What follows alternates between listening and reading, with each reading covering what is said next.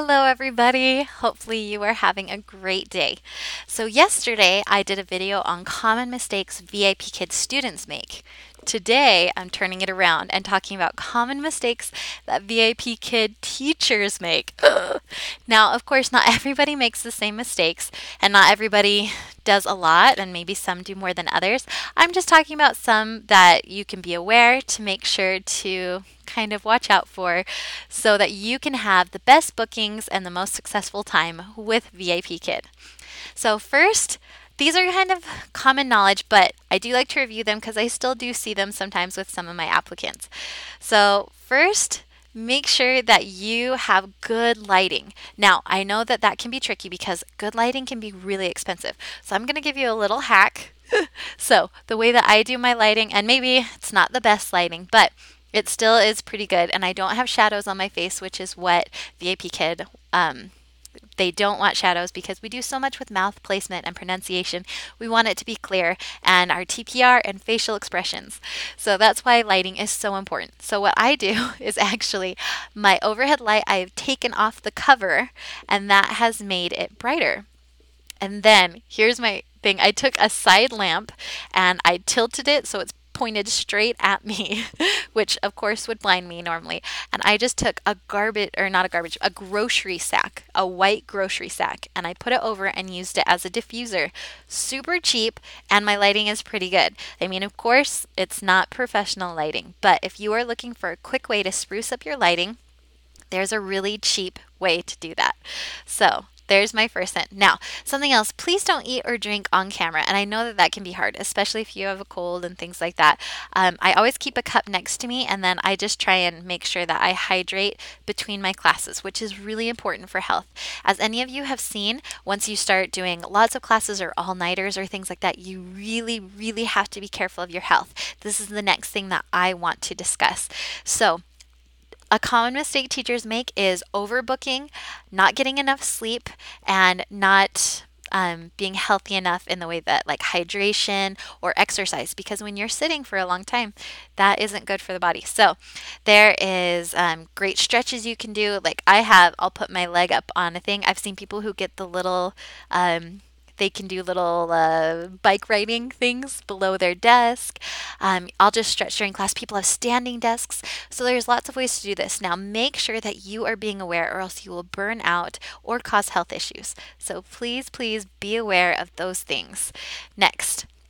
Another thing is you will see that on the classroom it says upload self or upload file. There's different ways that you can actually upload your own files, but do not do that. It will get you in trouble. So make sure you are not uploading your own photos, your own things onto the PowerPoints.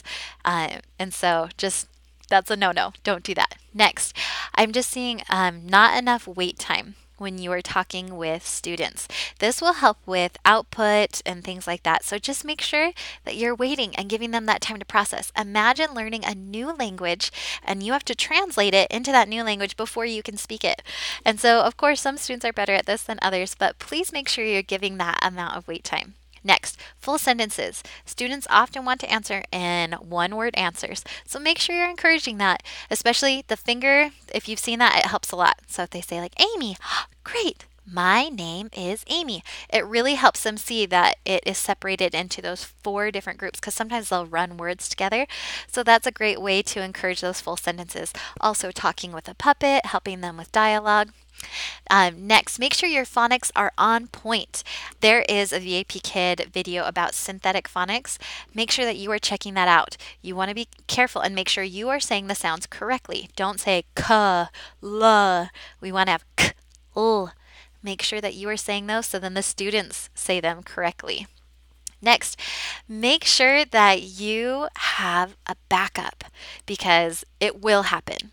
We may want to think, oh, I have the best internet, oh, I have the best computer, but it will happen. So make sure that you have backups, whether it's generators or a place you can go to or a backup computer or the iPad. You can teach from that now with the app. Make sure that you have emergency lighting or whatever it is. Make sure that you have a plan in place because it will happen. You will get a teacher IT or a no-show if you do not have these things in place. Now, something in another video I talked about was you need to get into the classroom so then it won't be counted as a teacher no-show. So there is like the Puffin app that you can do desktop so then you can at least get into the classroom because a teacher IT is far better than a no-show. So try and make sure that you are learning as much as you can for those backup things. Also, engagement. Please find ways to engage your student, whether it is through rewards or props or discussion, conversation, asking them questions. There are lots and lots of different ways to engage the student, but this can be their only interaction with a teacher from North America or Canada or a native English speaker. Please help this to be fun, to be enjoyable for them. We do want to encourage positive relationships with China, and this is one of the ways that we do it. Plus, we just want to help these kids learn and have fun. So find the ways that work for you. My last thing that I want to talk about is be true to who you are as a teacher. We often see these videos or these great things talking about these amazing teachers and how they do it, and we want to emulate them and we want to be like them. But the best thing is that you can be you and you can find the students who want that kind of teacher. Some students don't want a bubbly, crazy teacher. Some just want a straightforward teacher. Others do want someone who has lots of props, lots of rewards. But make sure that you are finding what makes you feel comfortable, what you love to do, and how you can best interact with your student.